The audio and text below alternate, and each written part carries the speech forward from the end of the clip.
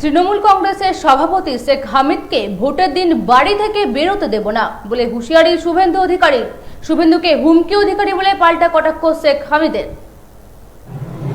এই হামিদ বেটা, কানটা খুলে শুনে রাখুন। আপনি সিপিএম করতেন, বলছেন ভোট কেমন হবে। মুর্শিদাবাদে কালকে ভোট যেমন হয়েছে ঠিক তেমন হবে। হামিদকে বাড়ি থেকে বেরোতে দেব না। ইন্দাস ব্লক তৃণমূল কংগ্রেসের সভাপতি শেখ হামিদকে ভোটের দিন বাড়ি থেকে বেরোতে না দেওয়ার হুঁশিয়ারি শুভেন্দু অধিকারীর। পাল্টা শুভেন্দুকে হুমকি অধিকারী বলে কটাক্ষ করেছেন শেখ হামিদ। আগামী 25শে মে বাঁকুড়ায় ভোট গ্রহণ প্রক্রিয়া অনুষ্ঠিত হবে। তার আগে বুধবার বাঁকুড়া জেলার বালশিতে বিজেপির একটি সভাতে উপস্থিত হন রাজ্যের বিরোধী দলনেতা শুভেন্দু অধিকারী।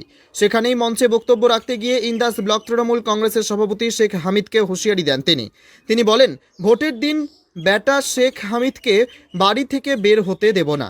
পাল্টা শুভেন্দু অধিকারীকে হুমকি অধিকারী বলে তীব্র কটাক্ষ করেছেন ইন্দাস ব্লক তৃণমূল কংগ্রেসের সভাপতি শেখ হামিদ। ভোটের সময় আপনাকে বাড়ি থেকে বেরোতে দেবে না, কি বলবেন? ভয় পেয়েছেন শুভেন্দুবাবু যে ভয় পেয়েছেন, এটা আমার খুব ভালো লেগেছে। এবং উনি বুঝতে পেরেছেন যে ইন্দাস থেকে অন্তত 20,000 ভোটে হারছেন। এই ভয়টা অবশ্যই আমার ভালো লেগেছে। আর এখন ক্ষমতা নেই, কোথাও কিছু নেই, দুটো আসন নেই, সেই জায়গায় দাঁড়িয়ে আজকে যদি এরকম ভাবে বলে কাউকে ঘর থেকে বেরোতে দেব না, বাংলার মানুষ বিচার করবে তারা ক্ষমতা এলে কি করবে। এর জবাব মানুষ ব্যালট বক্সে দিয়ে দেবে। শুনুন, ওনার কোনো লেভেল নেই, উনি রাজ্যের কোনো লিডারই না। উনার এক কথায় উনি তো শুভেন্দু অধিকারী না, উনি হুমকি অধিকারী। উনি যখন তখন যা মন যায় গালিগালাজ করেন, কখনো সাংবাদিককে বলেন, কখনো দেখবেন উনি চিৎকার করাটাও স্বভাব। ওর আওয়াজ বেশি, মুরব কিচ্ছু নেই, পুরো জিরো। ওর ভয় লেগেছে, এর ভয় আমার দারুণ লেগেছে, এর ভয়টা দারুণ লেগেছে। এই ভয়টা দেখার জন্য আমি ছিলাম। ওর চোখে মুখে যে ভয় আমি দেখেছি যথার্থ, খুব ভালো। সব বুথে 6 জন করে কেন্দ্রীয় বাহিনী,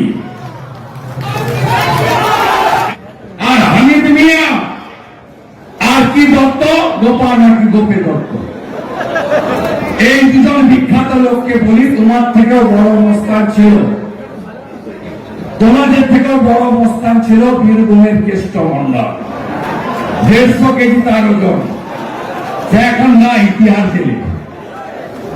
তোমার থেকেও বড় মস্তান ছিল শেখ শাহজাহান, আমার চামড়া তুলবে বলেছিল, এখন ওর চামড়া উঠে গেছে।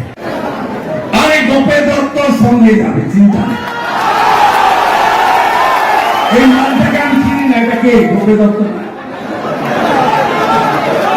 এই হামিদটাকে আমি চিনি,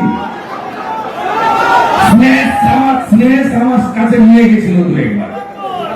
হামিদকে চিনি, গোপে দত্তকে আমি চিনি না। এই মালটা ছবি পাঠাবে, ও চেনা দরকার আছে। শুভেন্দু ভয় পেয়েছে, তাই উল্টো পাল্টা বলছে। ওর চোখে মুখে আমি যে ভয় দেখছি ওটা আমার খুব ভালো লেগেছে। পাশাপাশি এর জবাব মানুষ দেবে বলেও জানান তিনি।